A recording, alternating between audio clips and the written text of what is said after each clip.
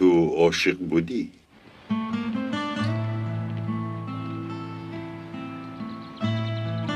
عاشق بودم. مگر بادی ترس وزید؟ نه رئیس. از بحر دوست داشته‌ات گذشتی؟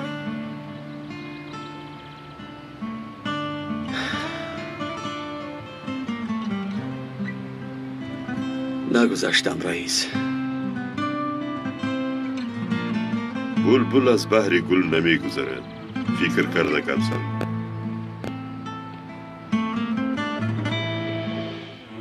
چون که در عشق سودا نمی شود. عاشق بودن این خود صفا است. فقط نادان این را حس نمی کند.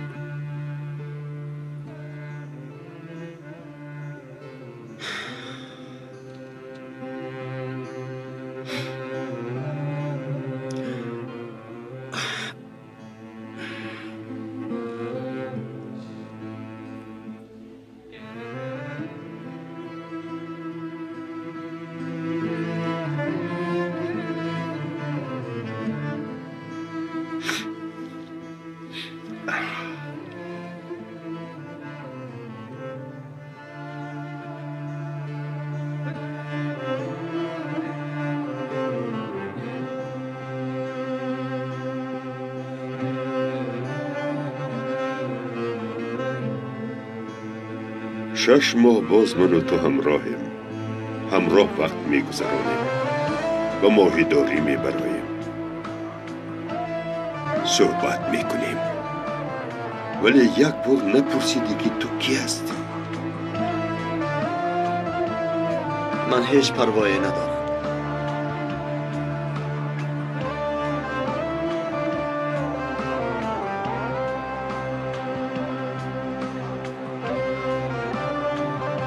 من هم مثل تو بودم. از مرده فرق نداشتم. یک جسم بی جان.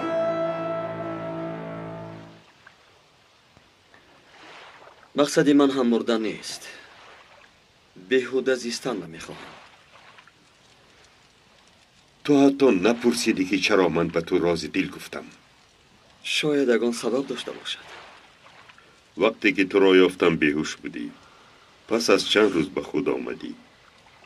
بعدی به خود آمدن طهارت کردی. بعد نمازت را خواندی. گفتم این را بینید، این آدم دامولا بوده است. همینطور کردم. تماما در یادم نیست.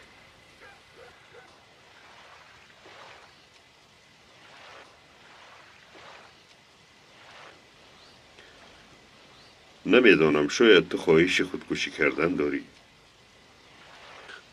در دنیا یگانه چیزی که انسان باید بکشد این نفسی است. نفست مرد چنان آزاد می شوی که برای حمایه خود دیگران را می کشی. شما همینطور کردید.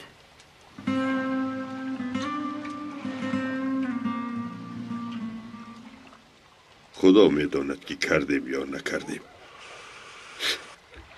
ولی در این دنیا زیستن و حالا نمرده، چون مرده به قبر در آمدن، به سوالها جواب ندادن، با آدمان زنده معامله نکردن.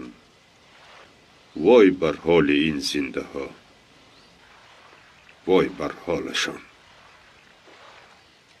یعنی پیش از اجل مردن لازم میگویید؟ من نمیگویم، خودی حیات این را میگوید.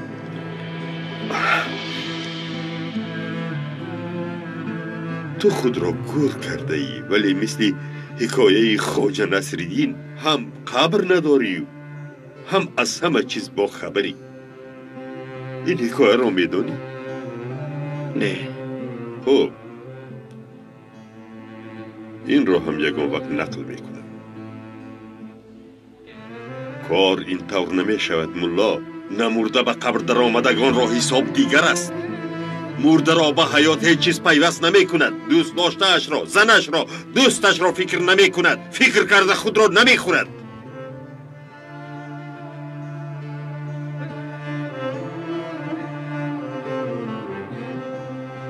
از این جهت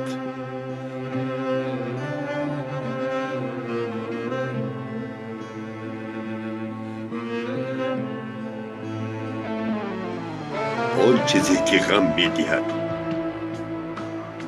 برای آن بمیر، عذاب کش، ولی به دل نگیر. به دل نگیر.